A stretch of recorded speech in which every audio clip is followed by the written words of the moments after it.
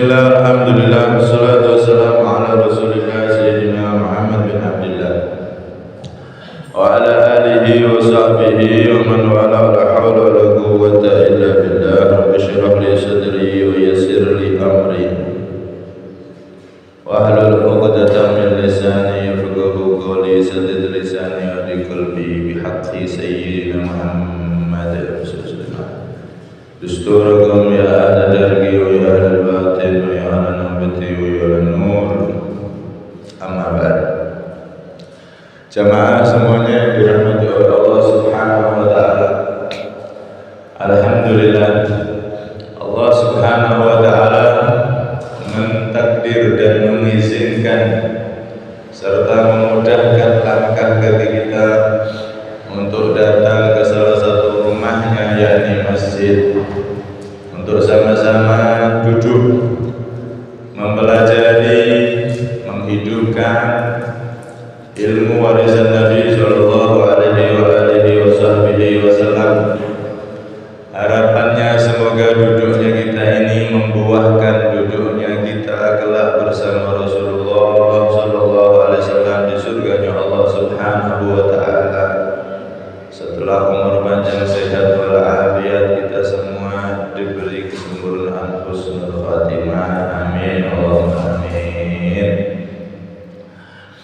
Hadirin yang dirahmati oleh Allah, kita sampai pada surat Al-Baqarah ayat yang ke-11. Allah Subhanahu wa taala berfirman, wa idza qila lahum la tufsidu fil ardi qalu innama nahnu muslihun. Wa idza qila lahum, dan ketika dikatakan lahum kepada mereka kaum munafikin, la tufsidu, jangan kalian berbuat kerusakan, fil ardi, di bumi. Kalau mereka diingatkan tatkala membuat kesalahan, yang mana kesalahan dan kemaksiatan itu bisa merusak, mereka jawab apa? Qalu, mereka menjawab, innama nahnu muslihun, sesungguhnya kami adalah orang-orang yang berbuat bagus, orang-orang yang berbuat baik, bukan orang-orang yang berbuat salah. Ini ciri sifat daripada orang-orang munafik. Waliyadzubillah min dzalik. Jadi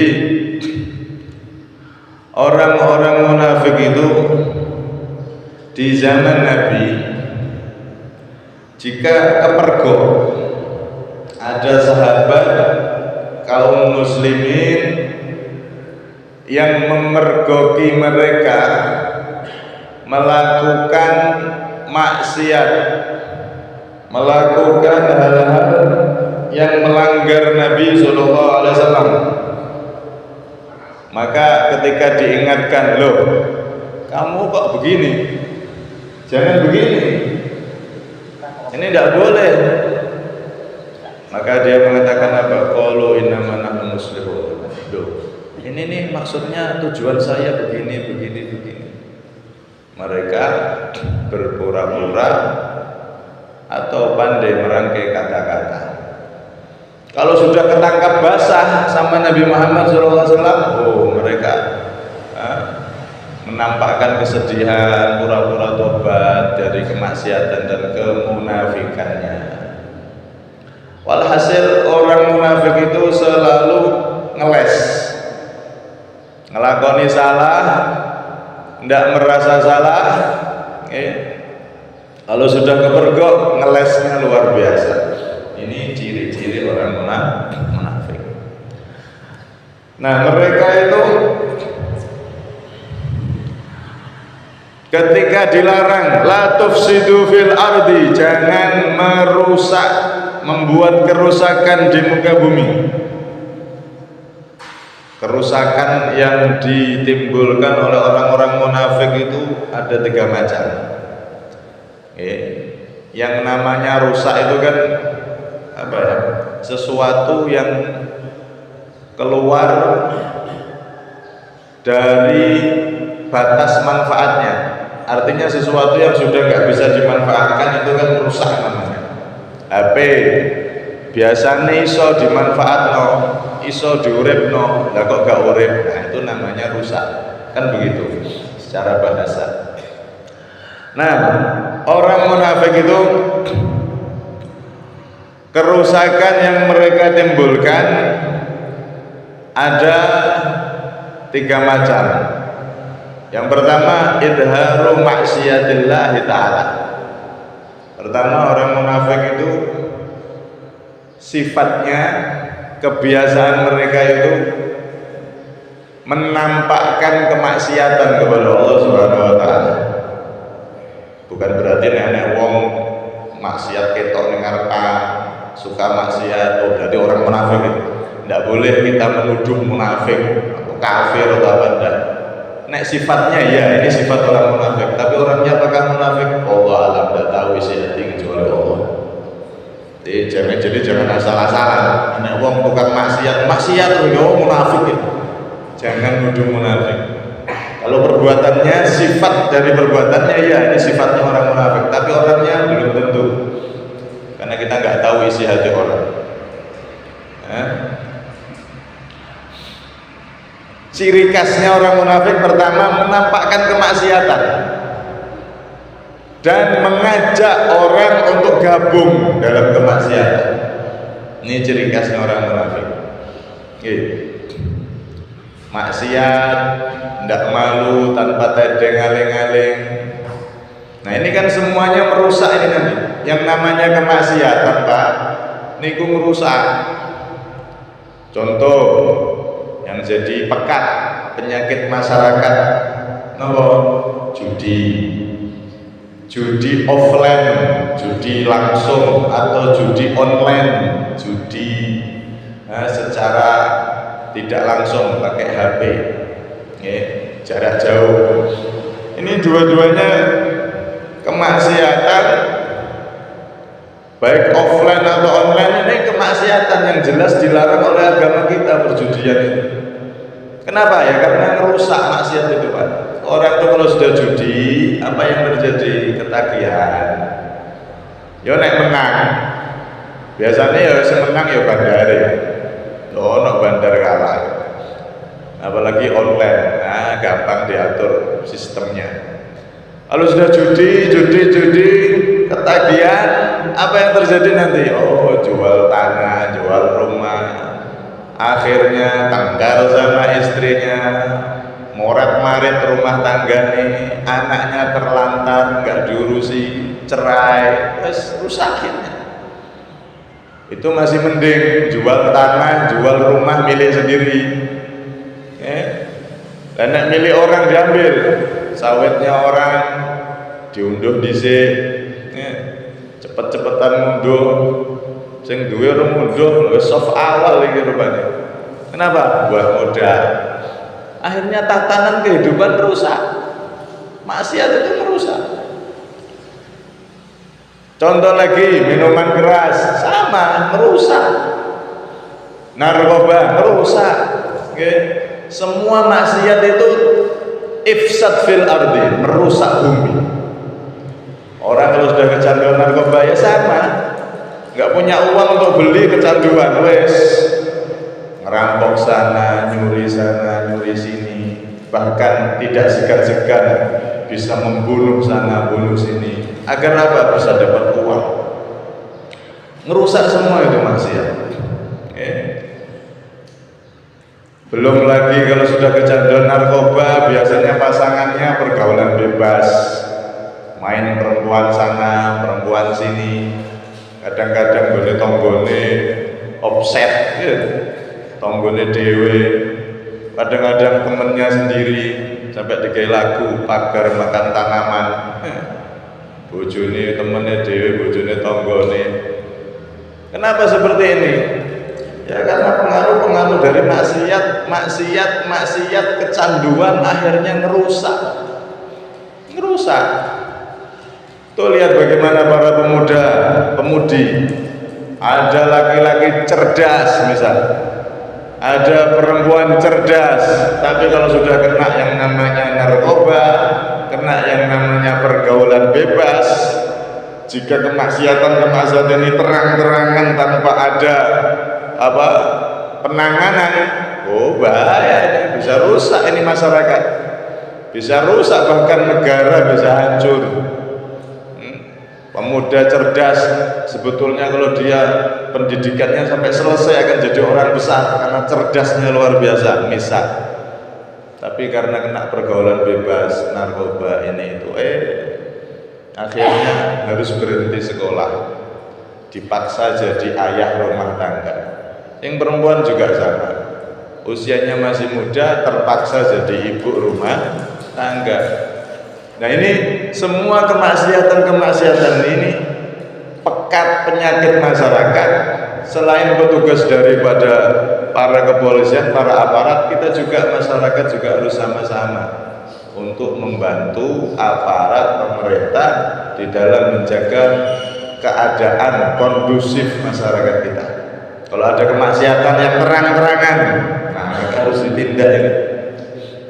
Tokoh-tokoh terutama, jangan dibiarkan maksiat itu terang-terangan merajalela, karena itu nanti akan menjadikan rusaknya tatanan kehidupan.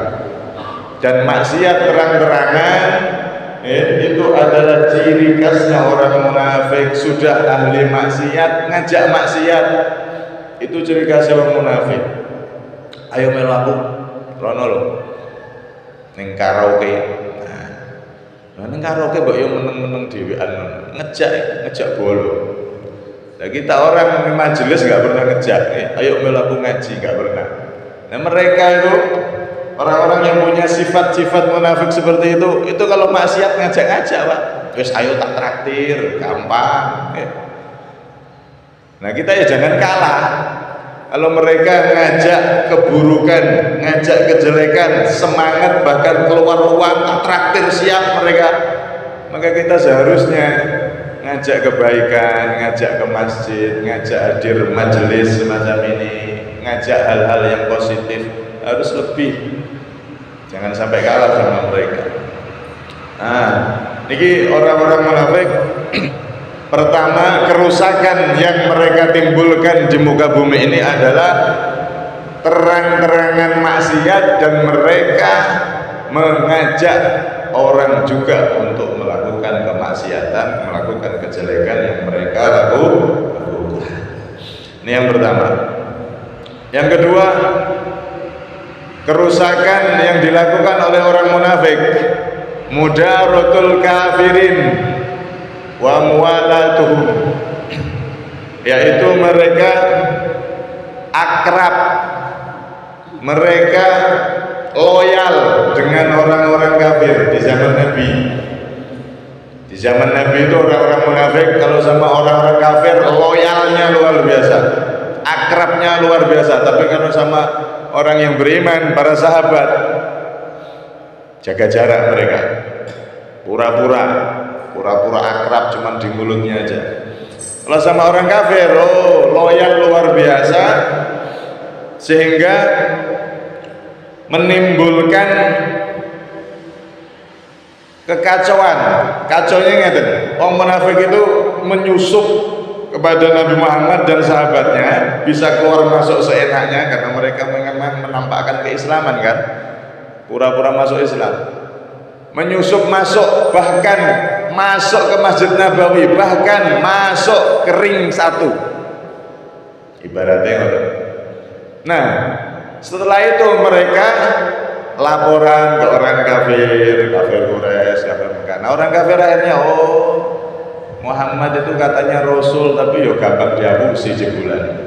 Ini nyatanya bolone dewe, ini pura-pura masuk Islam aja dia nggak tahu, sahabatnya nggak tahu. Ini teman-teman kita yang dari Madinah ini, orang Yahudi yang pura-pura masuk Islam, mereka Muhammad dan sahabatnya itu lemah, nggak tahu kok, disusupi aja nggak tahu. Dengan demikian akhirnya orang kafir itu tambah mereka bersemangat untuk mengalahkan Nabi dan para sahabatnya. Dianggap Nabi orang lemah, sahabatnya orang lemah karena disusupi penyusup aja nggak tahu, intelnya gak toplas. Kalau bahasa sekarang gak duwe intel sing toplas, gampang ditipu. Bos nek perang menang itu. Akhirnya orang kafir mereka tambah semangat, kayak api dikasih bahan bakar sama orang-orang munafik, tambah pengen menghancurkan Rasulullah dan para sahabatnya. Ini sifat orang munafik. Nek kalih selain orang Islam bisa loyal, bisa toleransi, bisa menghormati, tapi sesama muslim tidak bisa menghormati. Beda organisasi, ini sudah pernah kita bahas. Beda organisasi, tidak bisa toleransi. Beda partai, tidak toleh-tolehan. Kadang-kadang beda beda kepanitiaan kok. Kepethuk pas nyebarno amplop, misalnya iki bangun masjid, kono bangun masjid. Waduh, amplop ini wis diserbu karo panitia kono. Loh, padahal masjid sama-sama niatnya bangun rumahnya Allah. Lah kok kayak musuh-musuhan deh. Kan podo-podo panitiane Gusti Allah. Anggota panitianya Allah kan. Bangun masjid Gusti Allah kan. Nah kadang-kadang saya jadi tengkar, Pak. Subhanallah. Ini kenapa bisa seperti ini? Karena hatinya kita ini enggak bersih. Ada sifat-sifat munafik ini. Apa sithik digawe ruwet? Apa sithik digawe tukaran? Ya. Padahal sesama non muslim tidak pernah tukaran. Akrabnya tidak karuan. Tapi sesama muslim kadang-kadang gara-gara hal yang sepele. Okay. Iso dadi tukaran gak sopuan. Nauzubillah min dzalik. Ini salah satu kerusakan yang ditimbulkan oleh orang-orang munafik. Mereka loyal, gampang akrab, gampang toleransi kalau sesama kalau di luar Islam. Tapi kalau sesama umat Islam, wis diangel-angel. Ini ciri khas orang munafik, sifat daripada munafik. Karena itu jangan sampai ada sifat seperti ini. Ulama-ulama zaman dulu ini kalau ya pun biasa. Imam Syafi'i subuh baca kunut, gurunya beliau Imam Malik nggak baca kunut. Niku ya mboten kok terus, guru saya bid'ah sesat, enggak. Sementing rakaatnya padha rakaat. Imam Syafi'i adzan 2 kali kalau Jumat, imam yang lain adzan sekali. Niku ya biasa perbedaan pendapat itu. Ndak ada terus enggak sopoan, terus apalagi nuduh itu bid'ah sesat, neraka. Waduh kok ya neraka barang digowo-gowo ning donya. Neraka jek engko ning akhirat. Kadang-kadang kita itu seperti itu. Nauzubillah min dzalik. Kemudian yang ketiga, ilqa'us syubhat. Orang-orang munafik itu kerusakan yang mereka lakukan adalah menimbulkan kerancuan di antara kaum muslimin, menimbulkan fitnah di antara kaum muslimin, isroron secara rahasia. Kalau di zaman Nabi mereka tuh gembos-gembosi para sahabat, ngompor-ngompori para sahabat biar semangatnya turun. Itu orang munafik itu. Menyebar kerancuan, menyebar keraguan, menyebar kebohongan, menyebar fitnah. Bahasa sekarang suka nyebar hoak. Ini sifatnya orang munafik. Makanya hati-hati jangan enak berita-berita. Oposisi share padahal hoak. Kena sifatnya orang munafik. Orang munafik di zaman Nabi seperti itu. Tujuannya apa? Gembosi sahabatnya Rasulullah biar semangatnya down tadi. Sampai mereka nyebar berita hoak. Ketika terjadi perang Uhud niku, perang Uhud kan perang yang luar biasa. Saat itu Nabi Muhammad dan sahabatnya, singkat cerita kan di perang Uhud niku kalah. Karena pasukan pemanah yang disuruh jaga Nabi di atas, dilarang Nabi untuk turun, malah mereka turun. Awalnya menang, Nggak pernah kalah. Kalau perang ada Rasulullah itu nggak pernah kalah. Asal pasukan yang dibawa oleh Nabi, para sahabat itu taat sama komandonya Nabi Muhammad, menang terus, nggak pernah kalah. Jangankan ada Nabi Muhammad SAW, rambutnya Nabi itu loh, ada sahabat yang saat itu para sahabat sudah banyak yang wafat, beliau masih hidup, itu disuruh mimpin pasukan. Setiap dia mimpin pasukan perang nggak pernah kalah. Ternyata diselidiki, ditanya, kenapa kamu setiap perang, setiap menjalankan tugas pasti berhasil? Karena dia bawa kopiah penutup kepala gitu. Di penutup kepala itu di dalamnya dijahit, ditutup, ada rambutnya Nabi SAW. Enak rambutnya Kanjeng Nabi ditutup kepalanya itu. Subhanallah, menang terus, tidak pernah kalah. Lah apalagi kok ada Rasulullah ikut perang, ya nggak mungkin kalah. Asal semua yang ikut Nabi itu mengikuti komando dari Nabi. Kalau sampai ada komando Nabi yang dilanggar, kalah. Bener, di perang Uhud Nabi bagi dua pasukan. Pasukan pertama ngadepi musuh, pasukan yang kedua disuruh di atas, pasukan pemanah. Jangan turun, apapun yang terjadi di bawah, kami menang atau kalah, jangan turun. Singkat cerita, pasukan yang disuruh jaga di atas bukit gunung itu, sebetulnya tujuannya Nabi kan disuruh di situ, takutnya kalau ada pasukan orang kafir dari belakang, nyerbu dari belakang, nah bisa dihadang, dipanai dari atas oleh pasukan pemanah itu. Ketika sudah menang, malah pasukan yang di atas ini turun semua. Nah, dari belakang benar ternyata ada susulan pasukan yang dipimpin oleh Khalid bin Walid. Sayyidina Khalid bin Walid saat itu belum masuk Islam, dipimpin dari belakang itu orang kafir sampai sahabat kocar kacir, sampai Rasulullah pun berdarah-darah beliau sampai kena senjata dan berdarah, keluar darah beliau. Saat itu darah beliau mau menetes ke bumi, dipegang sama beliau, ditadai sama beliau. Gigi beliau sampai patah, giginya sampai patah, ada satu yang patah, keluar darah beliau ditadai. Kemudian malaikat datang, andaikan ada kutrotun min damin Nabi, ada setetes dari darah Nabi yang jatuh ke bawah, maka malaikat sudah siap-siap itu, gunung Uhud ini akan diangkat dan ditimpakan kepada mereka. Kalau ada satu darah netes dari Rasulullah, maka seluruh orang kafir saat itu akan dihabisi langsung oleh malaikat. Subhanallah, rahmatnya Nabi, darahnya netes beliau hadang itu, beliau lapkan ke tubuhnya, beliau hadang jangan sampai ada darah netes ke bawah.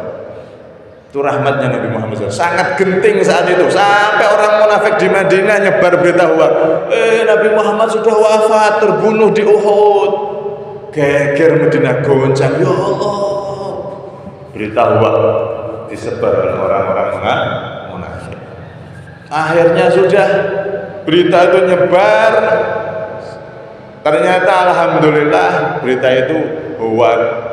Sahabat datang pulang satu persatu, Nabi Muhammad juga pulang. Cuman ada satu wanita dari Bani Dinar. Wanita ini belum plong kalau nggak lihat Nabi langsung, karena sudah terjadi berita Rasulullah wafat. Saya nggak lega kalau nggak lihat Rasulullah. Bener nggak Rasulullah selamat? Orang perempuan ini sama sahabat-sahabat lainnya siap-siap ketika niku mapak tekone Kanjeng Nabi kalau sahabatnya. Perempuan ini nangis sedih pengen lihat Nabi Muhammad. Dikasih, ketika sahabat datang, ada tetangganya, wahai ibu, suamimu udah wafat. Innalillah. Sedih tapi enggak terlalu. Rasulullah bagaimana? Datang lagi, wahai ibu, anakmu wafat gugur di medan Uhud. Innalillah. Terus datang lagi, wahai ibu, saudaramu, kakakmu wafat juga di Gunung Uhud. Subhanallah, anaknya syahid, suaminya syahid, saudaranya, kakaknya syahid. Itu beliau, wanita ini, ya ini adalah. Terus Rasulullah mana? Pengen lihat. Terus ditunjuk, diberitahu, wahai ibu, itu lihat, itu loh Nabi Muhammad. Dilihat, oh iya, alhamdulillah, Rasulullah selamat. Saking senengnya, saking khawatirnya karena sudah disebar tadi itu berita hoak, ternyata Rasulullah seneng Sampai-sampai perempuan ini mengatakan apa? Kullu musibatin ba'daka jalal ya Rasulullah.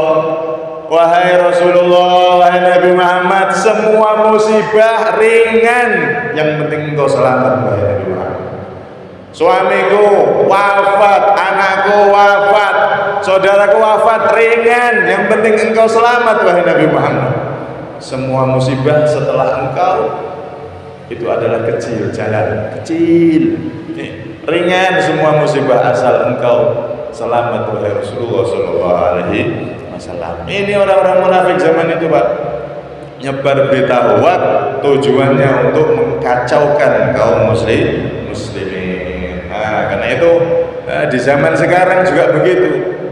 Orang-orang munafik itu nyebar berita hoak, nyebar kebohongan, suka nyebar fitnah, suka nyebar kerancuan, subhat-subhat ditimbulkan.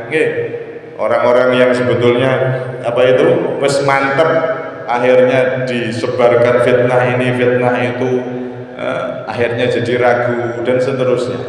Ini adalah ciri khas orang-orang yang munafik. Na'udzubillah min dzalik. Kadang-kadang apa itu yang diserang itu bukan hanya orang-orang biasa. Kadang-kadang para ulama, kalau yang lagi viral sekarang para habaib diserang. Habaib yang mana di kitab Riyadul Jannah, Asy-Syaikh Yusuf An-Nabhani, salah satu guru bahasa, mengatakan sadah ba'alawi para habaib sekarang yang kita kenal itu. Ada Habib Lutfi bin Yahya, ada Habib Syekh Asegaf Solo, dan para habaib yang lain, yang sering juga alhamdulillah datang di daerah kita. Itu semua nasabnya ujungnya ke Imam Ubaidillah. Imam Ubaidillah bin Ahmad Al-Muhajir itu oleh Syekh Yusuf An-Nabhani, guru daripada Mbah Hasim, oleh As-Sakhawi, seorang imam besar di kitabnya, oleh Az-Zabidi, Syekh Murtada Az-Zabidi, pengarang Syarah Ihya. Beliau semuanya mengakui mereka semua adalah jelas keturunannya Rasulullah sallallahu alaihi wasallam. Tapi ada orang zaman sekarang sok paling ilmiah, paling benar sedunia, mengatakan mereka bukan keturunan Nabi sallallahu alaihi wasallam. Buat pendapat sendiri tanpa dasar kitab kuning. Nah, kita ini kan kaum santri, terutama Ahlussunnah wal Jamaah, niku kan diajari percaya dengan kitab kuning para ulama. Enggak harus kitabnya sezaman, enggak harus. Pokoknya kitab ini yang ngarang ulama, yang benar-benar ulama. Oh, ini kitabnya siapa? Oh, kitabnya Imam Jalalain. Oh, Imam Jalalain orang soleh wali, udah percaya pasti benar, tidak mungkin hoax kitabnya. Oh, ini kitabnya siapa? Kitabnya As-Sakhawi. Oh, As-Sakhawi itu wali, orang soleh, alim besar. Oh, pasti benar kitabnya, nggak mungkin bohong. Oh, ini kitabnya siapa? Ibnu Hajar. Oh, Ibnu Hajar, waduh, wali besar, orang soleh, alim di zamannya, diakui semua ulama. Kitabnya pasti benar, pasti berdasar data, pasti ada dalilnya. Walaupun saya nggak tahu dalilnya, sambungannya kemana, tapi kitab ini pasti benar karena yang nulis Ibnu Hajar. Kan begitu harusnya. Kita kan diajari begitu, untuk fanatik percaya sama para ulama maksudnya. Nah, sekarang di zaman akhir ini kadang-kadang kepercayaan terhadap para ulama ini pengen diragukan, dijadikan ragu maksudnya. Ben gak percaya mbak ulama, percaya sama ilmu-ilmu modern. Ayo tes DNA. Ya, tes DNA itu yang buat orang kafir, rumusan yang buat orang kafir.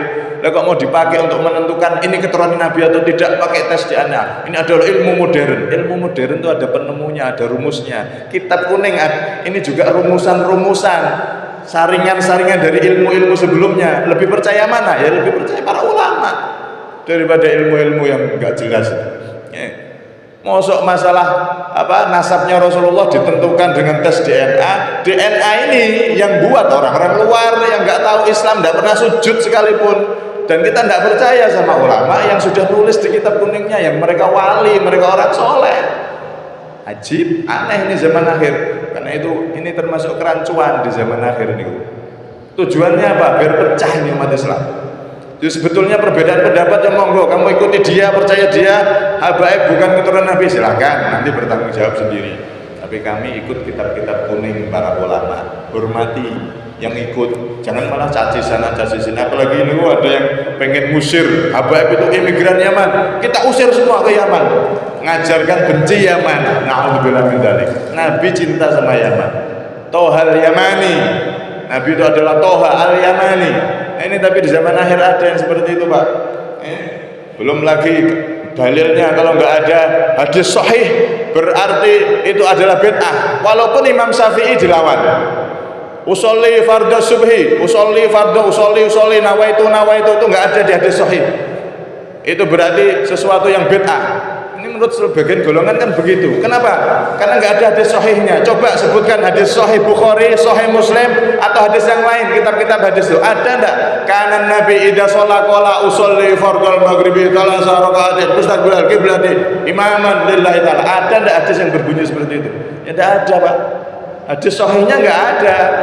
Itu adalah rumusan dari Imam Syafi'i yang hafal ribuan jutaan hadis. Rumusan dari Imam Syafi'i. Kita percaya Imam Syafi'i nggak mungkin ngawur. Beliau mengatakan itu sunnah. Kita belum tahu mana hadisnya nggak ketemu. Oh, berarti itu nggak bisa disebut sunnah. Imam Syafi'i dilawan sama imam-imam zaman sekarang yang nggak jelas. Sekolahnya hafalnya paling hafal Quran, hafal orang. Hadis juga berapa hafal. Imam Syafi'i dilawan. Kenapa? Karena nggak ada hadis sahihnya. Imam Syafi'i mengatakan sunnah, hadis sahihnya nggak ada. Kita itu kan ngikuti Quran, ngikuti hadis. Jadi sebetulnya bukan diajak ngikuti Quran, ngikuti hadis. Kita disuruh ngikuti pemahamannya dia. Dia memahami Quran, memahami hadis. Oh, nggak ada ini, jadi berarti nggak boleh. Sedangkan Imam Syafi'i memahami itu boleh dan sunnah. Usolli fardhu subhi nawaitul wudu'a, itu semuanya sunnah kata beliau. Walaupun kita belum bisa menggali mana hadisnya, belum ketemu. Tapi Imam Syafi'i sudah mengatakan, ahlinya sudah mengatakan, udah ikut ahli selamat. Ya, daripada ikut orang yang enggak ahli, yang enggak jelas. Nah, karena itu ini adalah sifat-sifat orang munafik. Mereka itu menimbulkan kerancuan, keraguan di tengah-tengah kaum muslimin agar ragu, bahkan tidak percaya terhadap para imam, tidak percaya terhadap para ulama. Alhamdulillah min dzalik. Karena itu, kesimpulan. Pertama, orang-orang munafik itu akan selalu membuat kerusakan. Dan mereka innama nahnu muslihun, merasa benar, salah tapi ngerasa benar.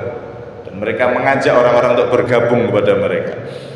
Kemudian yang kedua, kerusakan yang ditimbulkan mereka macam-macam. Di antaranya menimbulkan keraguan di tengah-tengah kaum muslimin agar ragu dan menjauhi, tidak percaya pada para ulama, tidak percaya kepada kitab kuning. Kemudian di antaranya lagi, yang ketiga, orang-orang munafik itu mereka tidak malu, tidak merasa sungkan ketika bermaksiat.